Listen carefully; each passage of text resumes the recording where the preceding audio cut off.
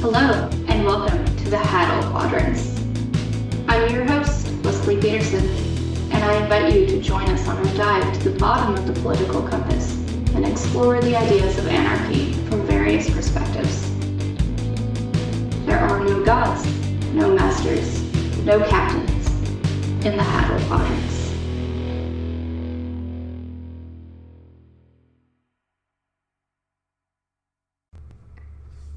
Hello everyone, and welcome to the Haddle Quadrants. I'm your host, Leslie Peterson.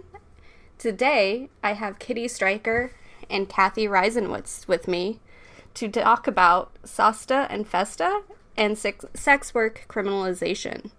I'm going to let them introduce themselves. Kitty?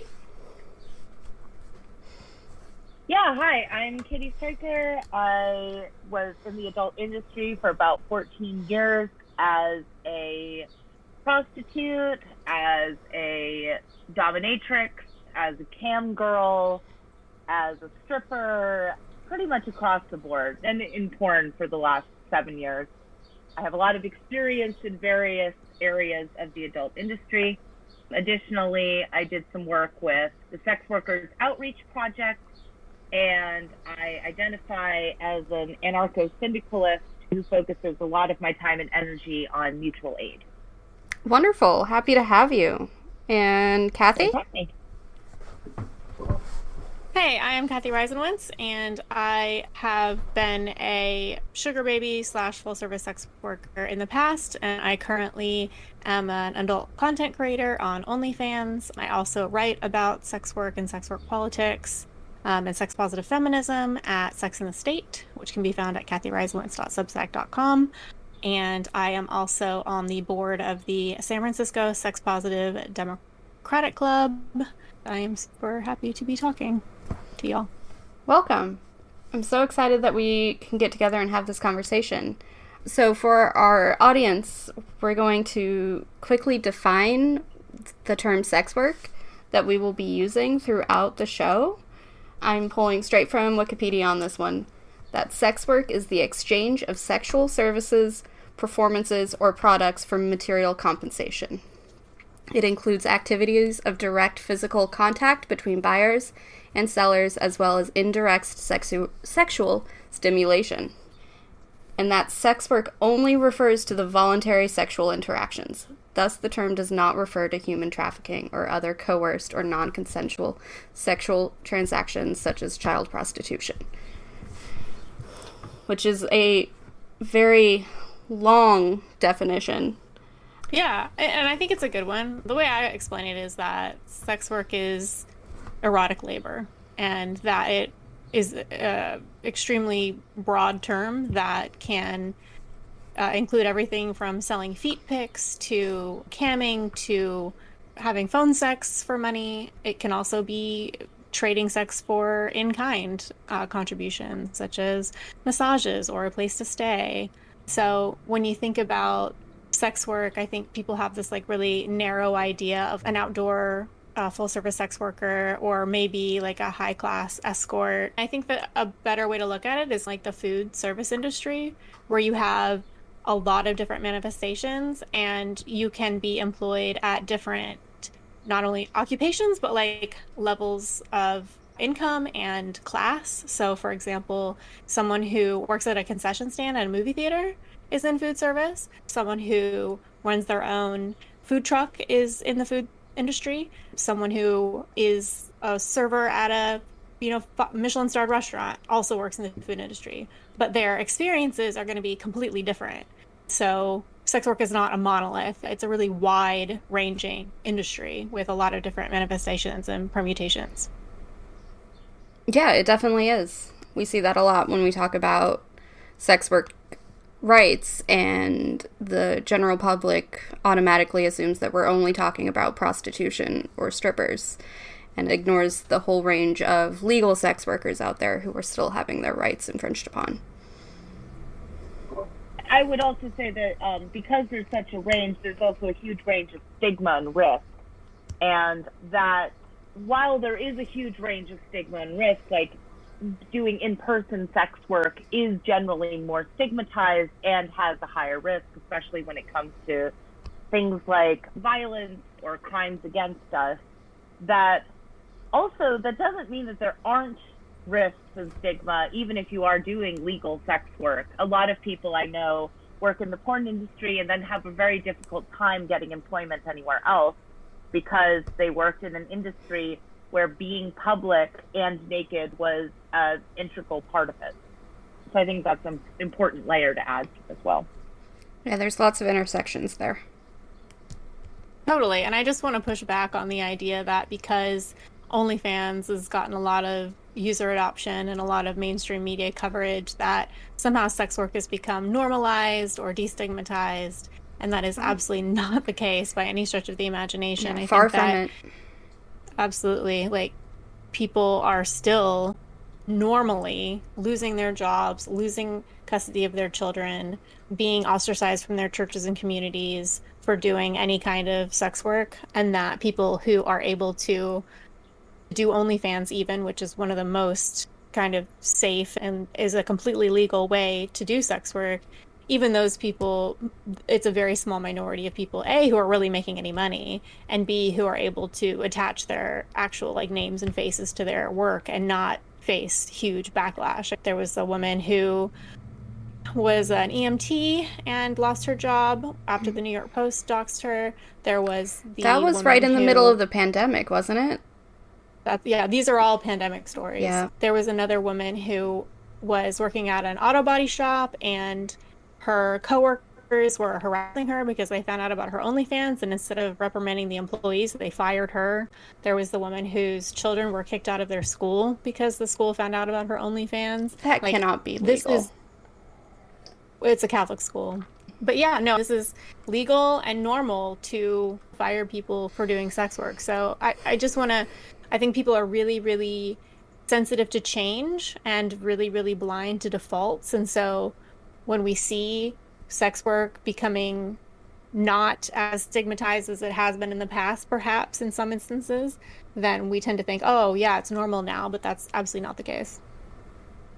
Yeah, definitely. I started doing sex work, camming, as soon as I left the domestic violence shelter after a long series of abuses. It was the only thing that got me back on my feet. I needed to make the money in order to afford rent so I could get out of the shelter. But at the same time, I haven't been able to hold but one full-time job since then. And that was at a large corporation that's well known for being socially liberal. So, yeah, and unfortunately your story is much more common than people who've been able to do it without any kind of backlash. yeah, I'm really lucky that I have space within the Libertarian Party and Anarchist spaces to be able to talk about philosophy and not have to go out and struggle to find a real job. Well, and it's funny too, because the stigma is so insidious, right? Because there's the obvious manifestations of not being able to get a job. But then there's the, I'll be on Twitter and talking about the negative ramifications of stigma against sex workers. And in the same breath, somebody will say, will dismiss me because I have an OnlyFans, and then say that sex work has become normalized. It's like, well, okay. I don't think that's how that works, but all right. I know when I was trying to leave the industry a few years ago, before I was actually able to leave, I got some assistance, supposedly, from a local sex worker charity. So one of those quasi-religious sex worker organizations. I put that in air quotes. And despite the fact that they claimed that they were trying to help sex workers get employed elsewhere, connecting them, doing some networking, helping with resumes, helping with outfits, helping with technology that you might need, in reality, what they spent most of their time doing was giving girls at strip clubs cupcakes and makeup. And they didn't actually follow through on any of the promises that they made about actually helping sex workers get their foot in the door at other jobs. And I think that is also a really important aspect to this, which really impacts, I know we're going to talk about sex work and consent a little bit later, but it really impacts your capability to consent when you don't really have another option, and even the religious groups that supposedly are there to help you are not actually there to help you, but rather to mind their own pockets. Yeah. Although, I have to ask, do they not think that strippers don't have makeup? That's Look, that's part of the job. that particular group ended up getting written up because it was this whole scandal, and it was basically a money laundering scheme that used sex workers as the front to allow them to create a faux charity. And a lot of these charities make a lot of money off of keeping sex workers in sex work even if they don't want to be there, while also encouraging the stigma against them. Yeah. One thing I didn't add into our list of things to talk about, but we could bring up, is the slogan "Rights Not Rescue," which is in direct response to these types of charities who frame it as rescuing sex workers.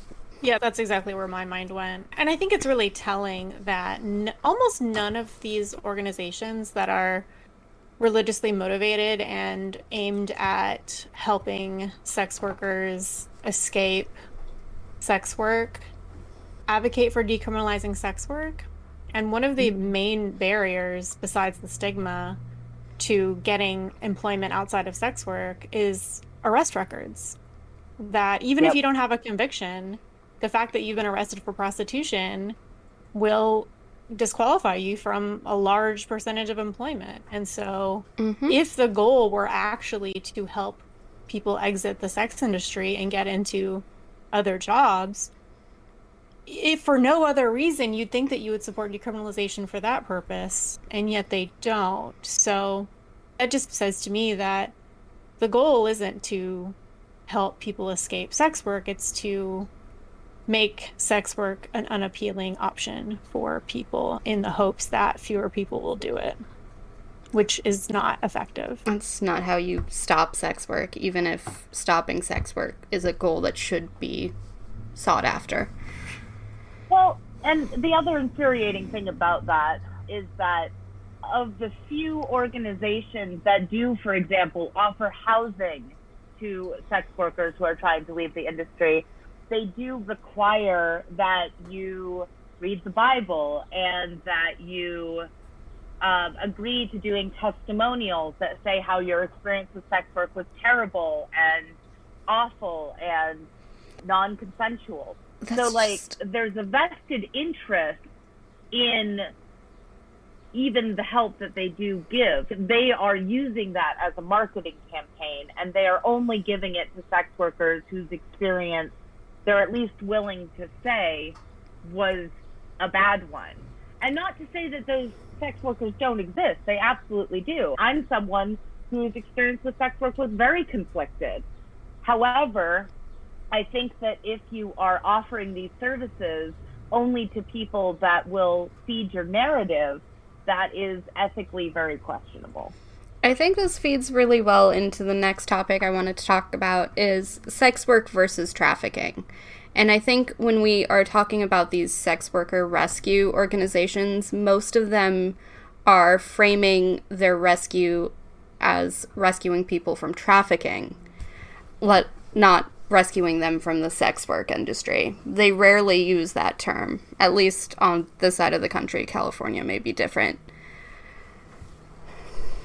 I mean, they use the term trafficking, but they also say that we want to end commercial sex trade. A lot of them will openly admit that they want to abolish sex work as an industry.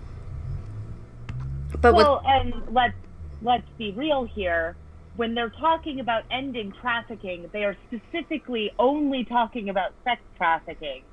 There is a lot of other trafficking that goes on in this country, and yet there's not nearly as much money that goes into trafficking people for domestic labor or trafficking people for restaurant labor or hotel agriculture labor. Agriculture is the largest human trafficking in the U.S. So it's a little suspect, right? You know? Another thing that's super suspect about these anti-trafficking organizations is that There are multiple anti-trafficking organizations. I know of 5 or 10 off the top of my head, and they each have more than $1 million budgets. And yet, not a single one of them has created any reliable information on how much sex trafficking is happening, even just in the United States. What they're doing is creating hotlines where people can call with tips. And again, they're not differentiating sex work from sex trafficking. And certainly the callers aren't differentiating sex work and sex trafficking. So they're counting each call, which again, one instance of possible prostitution or possible trafficking could lead to tens or hundreds of calls potentially. They're counting every call as an instance of trafficking. And so you have these insane inflated numbers that just make absolutely zero sense with even a moment's thought. 50,000 people were trafficked in Texas last year. Well, really? Like, that's a huge percentage of the population. And I don't know anyone who's been sex trafficked. So that's one issue. And then the second issue is that their definitions of trafficking, when you actually look into what data exists, which is really just anecdotes, 99% of those anecdotes are domestic violence. They're not some stranger forces you by gunpoint into a van and makes you have sex with a bunch of people for money. What happens is a girl meets, usually a girl or a guy meets usually a man. Sometimes it's a woman, but whatever. Somebody meets somebody. And at first they're very nice to them and they have what they feel like is a good relationship. And then the person, coerces that person into doing sex work. And so this is a domestic violence situation that has a sex slavery angle. Yeah. And domestic violence, the thing about it is a really common problem, right? Like it's extremely common and it's almost banal the way that we've just accepted domestic violence as a part of our lives. And so we can't conflate sex work and sex trafficking. The way that they've created a moral panic around sex trafficking is aimed at eliminating sex work or making sex work more dangerous. Because if they wanted to end the problem of coercion in the sex trades, then they would go after domestic violence situations. And again, they would decriminalize sex work and they would empower people in the sex trades to demand labor protections and actually be helped by police when they reported domestic violence. But that's not really the goal here. Yeah, when I was in college, I was studying psychology and I volunteered at a domestic violence shelter on their rape crisis line. And we had two different forms to fill out if it was sex trafficking, and they made it very clear that only certain things were actually going to be recorded under sex trafficking. And in the 3 years I was there, I filed one piece of paper on that. And then the other was domestic violence with sexual coercion. There's sex trafficking by the spirit of that is the intention, and there is the legal definition of sex trafficking, which includes, for example, if I and another porn performer drive each other over to Vegas to do a shoot, that is legally, potentially considered sex trafficking, even though we are doing that ourselves for each other. Yeah. So that's another aspect to this that I think gets confused, I think purposefully, by both the law enforcement and the media, or same with pimp laws. A lot of pimp laws focus on this idea, this racialized stereotype of a 70s pimp, when in reality, you can get arrested for your live-in partner doing sex work, because you're living off of their earnings. And so these are ways in which the state has the potential. They don't always do it, but they have the potential to overreach and to make assumptions on your behalf. That is one of the reasons why I hate it. Yeah, Elizabeth Nolan Brown, a writer for Reason magazine, did a very in-depth review of, I believe, the FBI's Operation Cross Country a few years ago, which was a nationwide sting on sex workers to collect data. and talked in depth about the various ways that they manipulate the raw data to misinform the public on the high prevalence of trafficking. And she talks about instances where young women were arrested for trafficking themselves. Like, they got double charged for being both the trafficker and the trafficked, and being both the trafficker and a prostitute. You've got this horrible trifecta of media that likes a good story, even if it's not true, law enforcement that gets plaudits and grant money and the ability to extort sex out of sex workers, and the evangelical industrial complex that's raising millions of dollars to quote-unquote fight sex trafficking.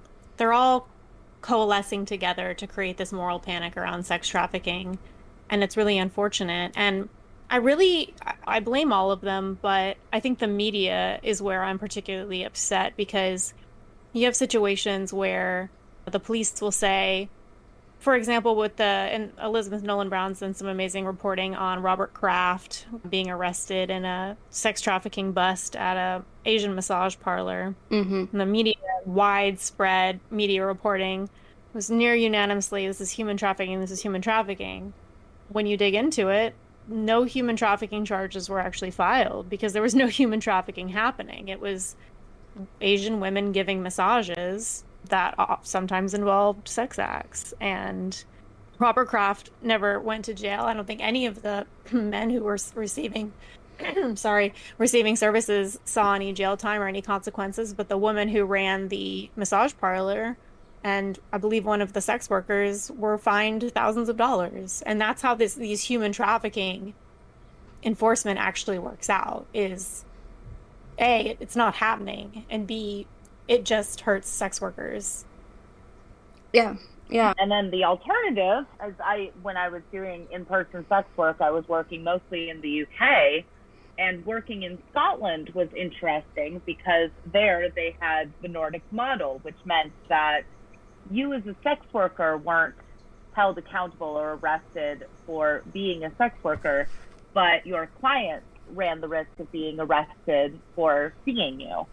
And I worked up in Scotland before that passed, and I worked after it passed. And I will say that my clients became about 50% more questionable. And part of that, I think, is because most of my clients wanted to fall on the right side of the law. Like, they genuinely were decent people who wanted to see a sex worker, and it was legal at the time, so they did.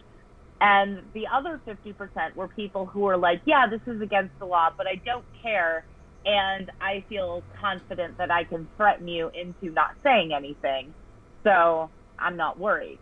And that, even though the legal implications were not for the sex workers, it was not supposed to impact the sex workers, it absolutely did. And that's a reason why I think the Nordic model gets thrown out there a lot. It sounds like it's helping sex workers. It sounds like it will avoid sex workers bearing the fines for being employed, but in reality, they are still dealing with the consequences.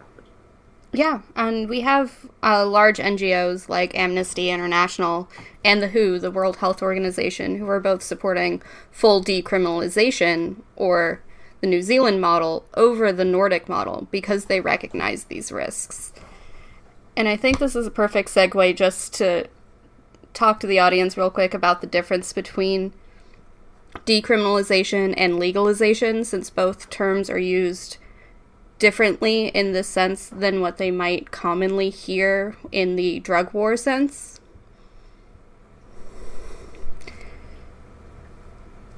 So if... Yeah, totally. I can take a first shot at the decrim versus legalization issue. So I think that one thing that I learned writing about sex work, I wrote a piece in the Daily Beast in 2013, I want to say, about how we should legalize sex work. And I got a lot of email from sex workers saying, no, bitch, we need to decrim, and explaining to me why that is. And I'm definitely on the decrim side now. And the main reason is that the problem with legalization is that it retains all of the problems with criminalization, and it just creates a two-tiered system where you have the legal sex work, but because it is so highly regulated and because the regulations tend to be very corporatist and they tend to favor a few players, then not everyone can work in the legal market. I just Still want have to back up just a little bit. So legalization requires these regulations, and decriminalization has no regulations in the industry? Yeah, thank you. I appreciate it. Legalization doesn't necessarily require regulations, but everywhere it's been implemented, it is highly regulated. I think pot is a great analogy, and alcohol sales is a decent analogy as well, where you're going to have labor standards, you're going to have. So a great example of legalization in the US would be Nevada's system, where there's so many requirements on brothels and how those are run and regular testing, and you can't leave the property for the period that you're working, etc. Right. And these regulations, you see the same thing in cannabis, where some of them make sense on paper, but what they really end up doing is just limiting who can enter the market because they're pretty onerous to comply with. And so you end up having market consolidation, where in Nevada, for example, there aren't unlimited brothels. There actually aren't very many. The brothel owners are embedded with the regulators, and so they push for regulations that are difficult to comply with, but which they can comply with to limit new entrants into the market. Again, same for cannabis. And if you look at places where sex work has been legalized, Germany is a good example. It's the same thing, where you have labor conditions that are not favoring the worker, because if you have a bunch of workers, but only a few places they can legally work, then obviously the workers are going to be disempowered relative to the bosses. So that's how legalization works. And then you have, again, a black market that continues to operate in a legalization scheme. So in Nevada, for example, you can get a prostitute, a sex worker who is legal, or you can still get an illegal sex worker. And the problems with criminalization, right? You don't have any way to report violence against you, right? When women and men who are doing sex work report violence to police usually harass, arrest, rape them instead of looking into the perpetrator. I wrote about this particularly horrible story in New Jersey where the serial killer was targeting black sex workers because he had family in law enforcement, and he knew that police wouldn't investigate their murders. And so he had murdered a few sex workers already, and he was about to murder another one, and she escaped, and she called the police, and she had handcuffs dangling from one of her wrists, and all the police did was harass her about whether or not she's a sex worker. They wouldn't even use their handcuff keys to get the handcuff off of her wrist, and he went on to kill again. And so that's one issue. Another issue is that criminalization causes public health problems. One, because it disempowers workers from being able to negotiate with clients about safer sex practices. But in many jurisdictions, prosecutors will actually use condoms as evidence against people in prostitution charges. So they'll say, look, judge, why was she walking around with condoms if she's not a sex worker? He's not a sex worker. So, Lord forbid anybody have safe sex practices. Right. But you see in the literature that violence against sex workers goes down with decriminalization, that public health improves with decriminalization, and also human trafficking goes down with decriminalization, because the best people to identify trafficking victims are sex workers. Like, they can tell the difference, and they don't want to see trafficking happen.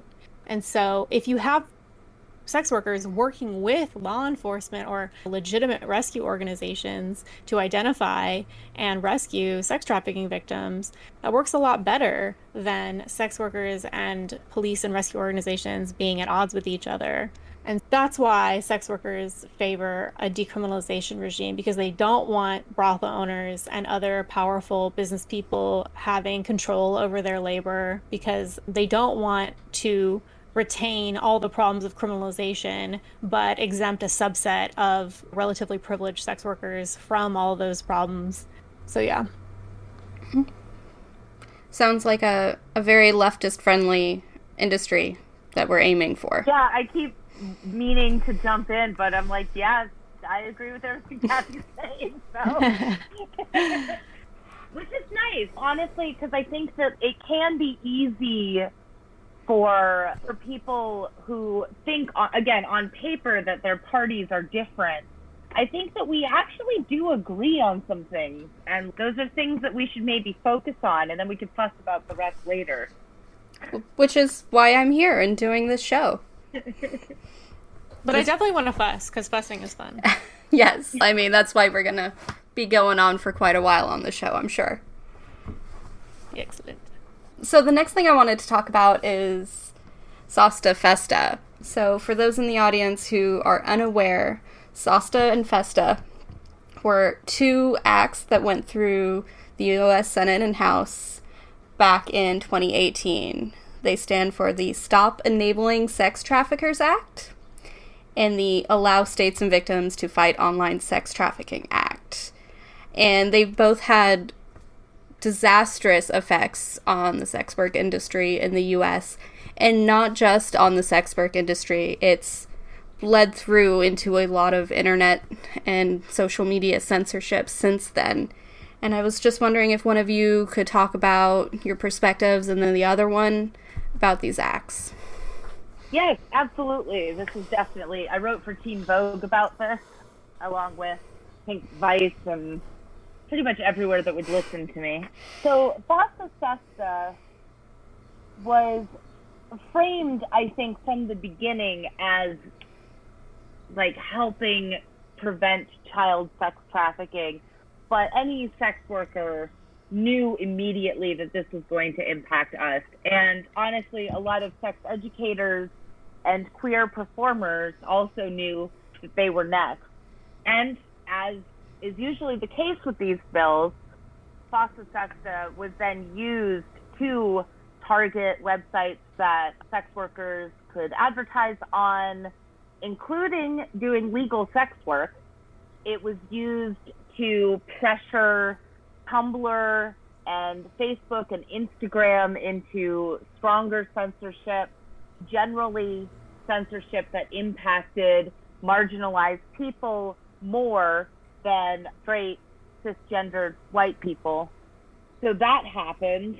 Yeah, this is where we also lost Craigslist personal ads was part of the Sosta Festa backlash. And it's created a weird dynamic where websites are held accountable for the material that they have on their site, which is then going to impact a lot of other types of writing or art that could be censored. And I'll be honest, sometimes it works in my benefit towards things that I like, and it usually doesn't. And so I oppose it because most of the time it's used to further abuse marginalized people. It is not, I don't think it's been instrumental in helping many, if any, sex trafficking cases. So I would love to see any data on that. I haven't seen anything come out in favor of it. And websites like Rent Boy and My Red Book that got shut down because of it, I don't think that charges stuck for anything other than like financial stuff.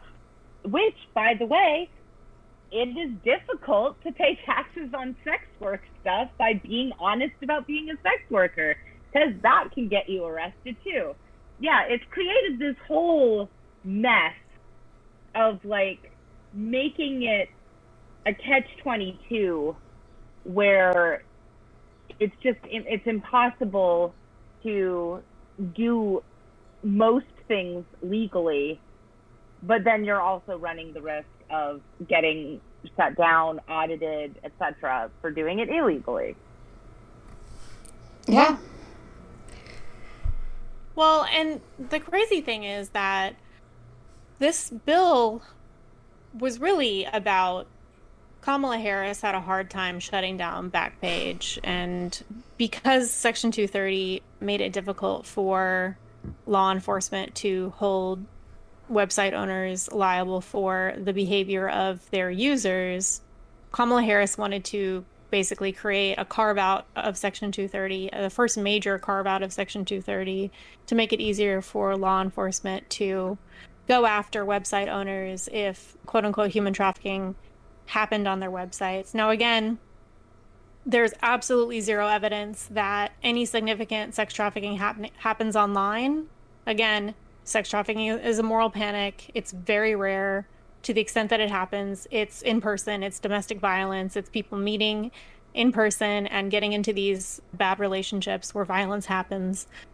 And Backpage, like the federal government lied about Backpage. They said that Backpage wasn't cooperating with law enforcement requests to find potential sex trafficking happening on their website. So basically what happens, sometimes is that people who are underage or are being coerced, ads will show up for their services on websites. That happens. Again, very rare, very small minority of ads are not adult consenting sex workers, but it happens. Well, Backpage was flagging those instances to law enforcement. Like, they don't want it happening on their sites either. So they would say, hey, this ad looks fishy. Like, this person might be underage, this person might be being coerced. Please look into it. And the truth of the matter is that websites are rife with underage sexual material. For example, there's many, many times more instances of child sexual abuse material on Facebook than on Pornhub, right? This is a problem endemic to the internet. And so website owners are constantly sending these tips to law enforcement, and the vast majority of these tips law enforcement is simply ignoring. They're not looking into at all. But anyway, so Kamala Harris has a tough time going after Backpage. She creates Sesta Fosta. The law enforcement community opposed Sesta Fosta. They said, this doesn't make any sense. If these ads go down, that just makes it harder for us to know about and investigate potential instances of sex trafficking or sexual abuse. And that's exactly what's happened, is that since Sesta Fosta, sex trafficking has not, again, we're not tracking it very well at all, but there's absolutely no evidence that it's gone down at all as a result of Sesta Fosta.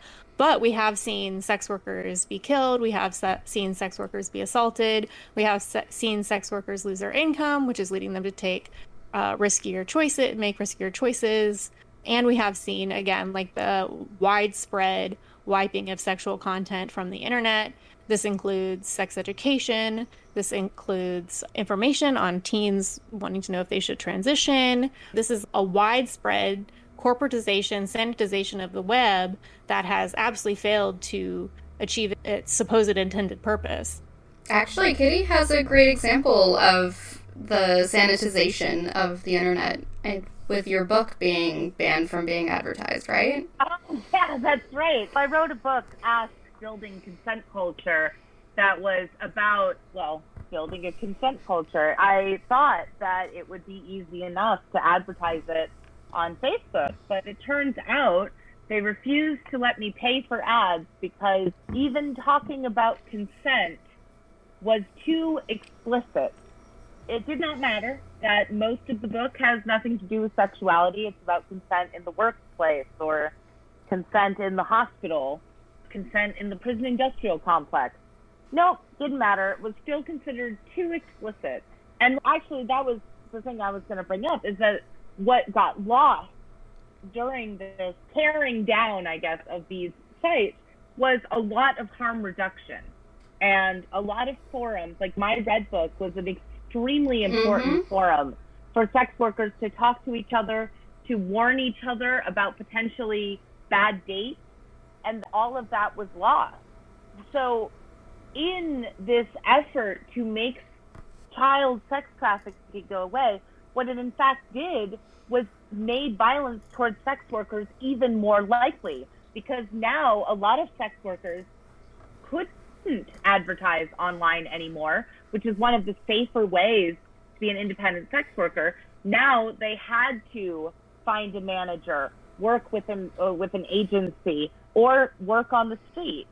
And that was a lot more dangerous. So I feel like I recall that violence against sex workers was reported to be higher after Fosta Sesta, after the closure of Backpage, after the closure of My Red Book, after the closure of Brent Boy. And so even though that was like clearly happening and sex workers were like, this is a big problem, it was very difficult to get the media to listen to us. A lot of places didn't want to talk about the results of Fosta Sesta. Once it had passed, it was just like on to the next thing. And yet again, sex workers were left with the consequences of this moral panic. Well, and it was on to the next carve out of Section 230. That's the really scary part, is instead of looking at, hey, are the trade-offs there for basically eroding free speech and sex worker rights? Has it been worth it? No, we're not going to look at that, but we're going to keep carving out Section 230. And it's really, and we're going to prevent end-to-end encryption. We're going to make it harder for not just sex workers, but activists of various kinds, generally people who are working against police brutality. So that's interesting. It feels suspect because the impact is clearly not hitting the things that they claim that they wanted to hit, but it is protecting the police. It's not surprising that they would come up with something that protects them, even if that's not their stated goal. Mm-hmm. So, what are some possible anarchist solutions to trafficking that don't do what Sosta and Festa do? Decrim is number one. Yeah, decriminalization is number one. But I'm going to sound kind of jaded at the moment, but like the situation we're in right now legally is so dangerous for us that really the best thing we can do for each other is mutual aid, is to completely work without the government, beyond the government, beyond law enforcement. And that's on them. That's on the government, and that's on law enforcement. A lot of people would much rather have these things on our side, and so that we feel safe talking to them, but we don't. And it's going to take a while to earn that trust back. So right now, if you ask me what's the anarchist solution for trafficking, we take care of each other the best we can. And I support a lot of like local organizations, but honestly, like we would have to decriminalize sex work. We would have to hold these charities accountable that are being predatory on the most vulnerable sex workers. We would have to offer more harm reduction resources. We would have to actually put funding into childcare and job security. So like, it's difficult because sex work doesn't exist in a vacuum. And in order to help sex workers, you have to manage all of these other things. So decriminalization's like, fighting for decriminalization is the first step.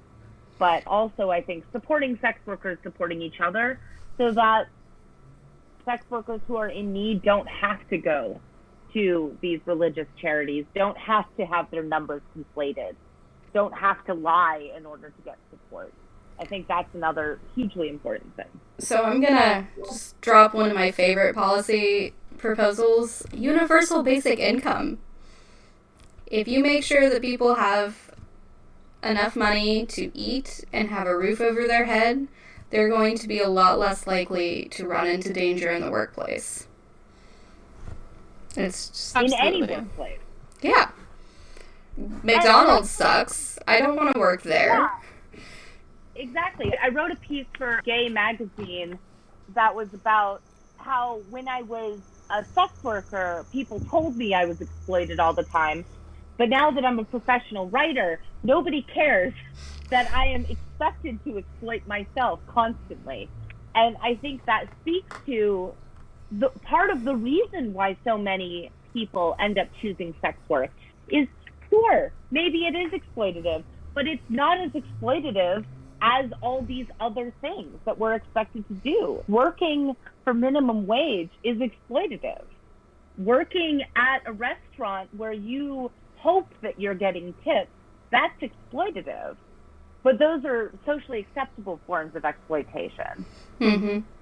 It's interesting because nobody talks about survival janitorial services, but no one's doing it for the love of the mop, right? Like anyone who does janitorial, I'm not going to say anyone, but the vast, vast majority of people who are cleaning toilets are doing so to survive. And so talking about survival sex work is a stigmatizing concept because it's like, yeah, people in America have to work to survive, and that's the problem. It's not sex work, it's not janitorial work. These labor conditions are problematic, but the ultimate problem is that workers are so disempowered relative to bosses, and this is true at the bottom of any industry, whether it's sex or drugs or janitorial services or food service. Like, food service workers are exploited to hell and back. Agricultural workers are exploited to hell and back. And the reason isn't that agriculture is inherently exploitative or that sex work is inherently exploitative. The issue is the way that society has structured itself, that we have laws that favor employers and we have no social safety net, that people can't just say no to these labor conditions. They can't just say no to these low wages. They have to take what they can get. And that's, if you want to empower sex workers and if you want to empower agricultural workers, you do it in the same way. You provide viable alternatives. And the UBI does that. And that's, yeah, I completely agree. We need decrim, we need a UBI, and yeah, we need functional institutions, right? If these evangelical organizations and if churches spent less time telling people how to have sex and more time making sure that nobody has to have sex to survive, we'd be in a completely different situation right now.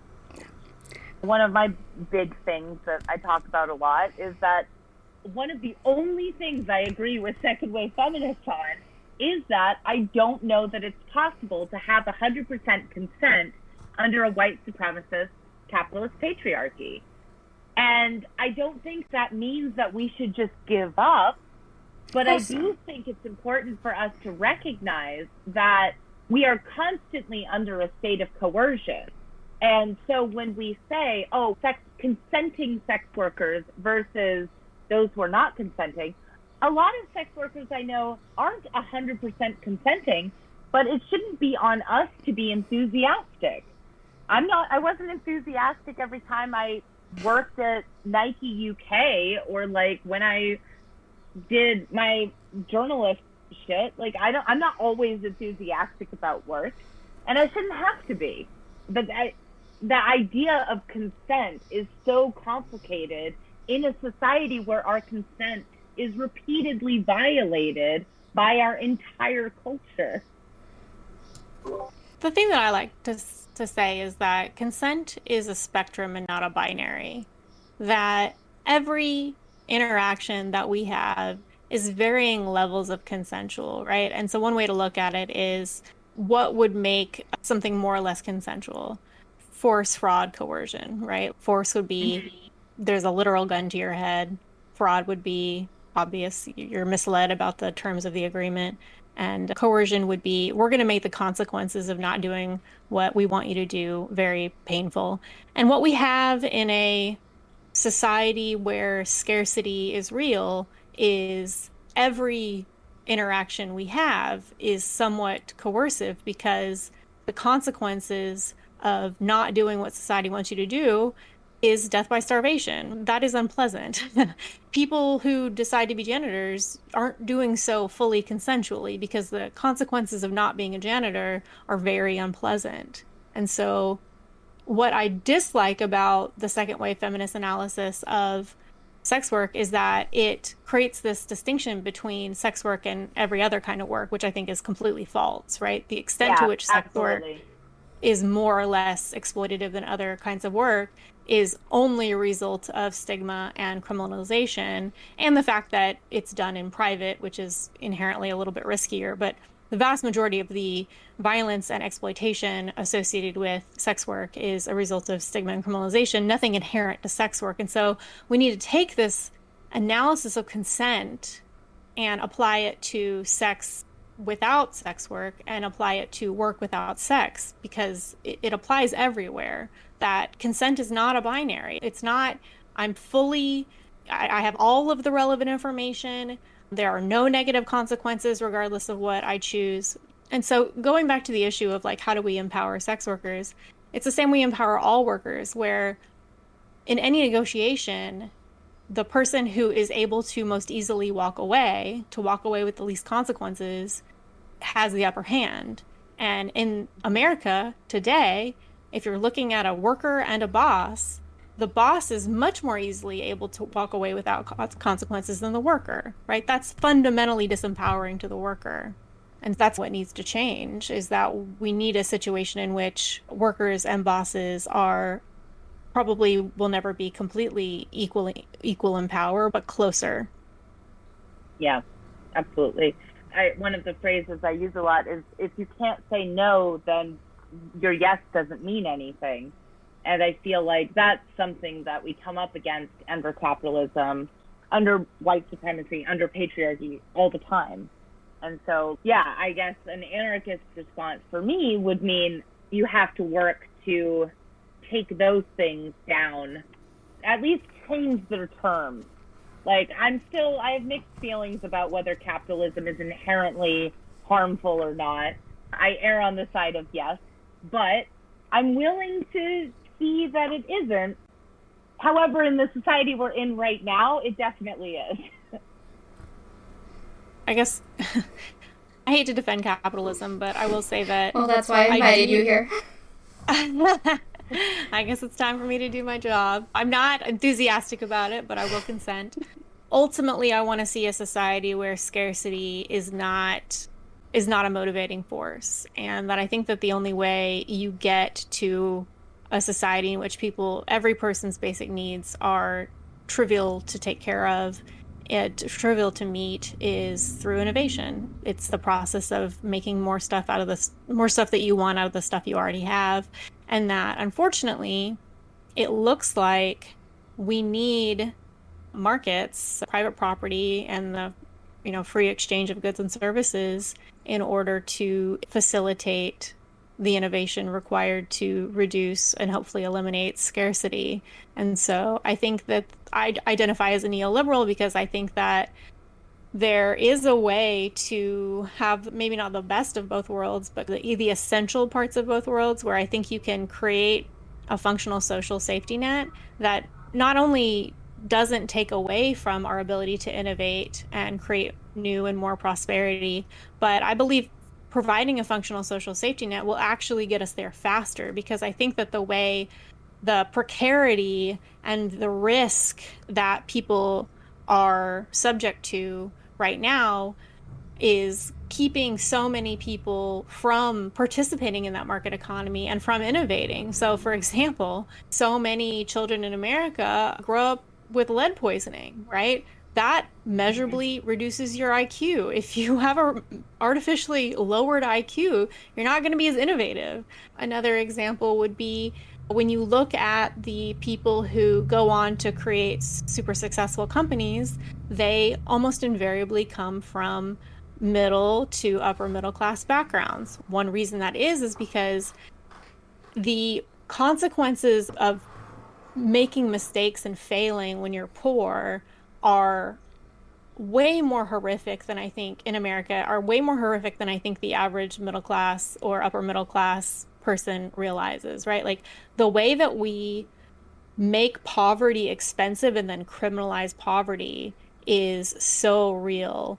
Everything from the fact that Ferguson, Missouri was using their traffic stops and traffic enforcement as a revenue generating mechanism, the fact that unpaid parking tickets can land you in jail, then you lose your job, then you lose your license. Like, the poverty trap is so real and so scary and reasonably scary that people don't take risks, and you don't get innovation and prosperity without risk taking. And so we need a way to make sure that everyone is able to take those risks that lead to more prosperity, and that the downsides of those risks are tolerable. And I think a social safety net, like that's the purpose of a social safety net, is to say, for one, to provide people with more bargaining power so that they're not exploited at work, and then also to incentivize them to take risks and innovate and start businesses and contribute to the economy. And so my problem with anti-capitalists, I agree with anti-capitalist critiques, but I get off the boat when it comes to anti-capitalist solutions, where I just fear that they would handicap or cripple innovation in such a way that we would have a situation where we stay in scarcity long term when we don't need to. Yeah, I mean, I think that's completely fair. And I think that I see this as an issue that requires a lot of different solutions that will then impact a lot of different types of people. So for me, contrary, I think, to a lot of my sort of leftist comrades, yeah, anything that's going to get us a social safety net, I'm cool with that. We'll do that first, and then we'll worry about the rest later. And like when it comes to things like sex work, I know I would have left sex work much sooner when I started to feel conflicted about it if I had a social safety net. I stayed because I couldn't find other work, because employers didn't want to employ me, because I had shown my tits on the internet, and that kept me in an industry I didn't want to be in. So yeah, I guess I am comfortable with seeing an edited capitalism, and we'll see how that goes. And then if it isn't enough, then we keep going. That is also way more achievable, I think, than like complete revolution. People generally forget that complete revolutions and burning everything to the ground, it's fun to talk about, but the people who get hurt the most by that are generally the marginalized. Yeah, when you burn everything to the ground, people burn along with it. Yeah, and the sex workers are going to be a big part of that, to be honest, usually have been.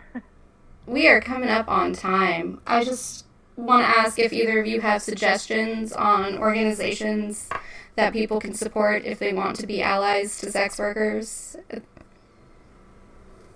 I really love the Bay Area Workers Support Group, also known as BAWS, BAWS.